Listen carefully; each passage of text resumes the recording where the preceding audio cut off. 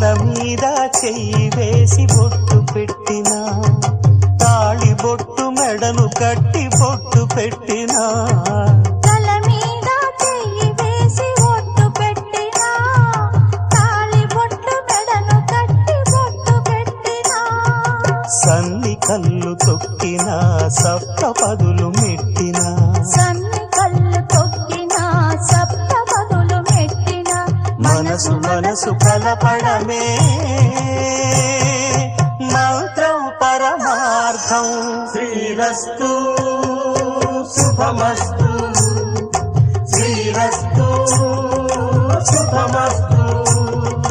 శ్రీకారం చుట్టుకుంది పెళ్లి పుస్తకం, ఇక ఆకారం దాచుతుంది కొత్త జీవితం.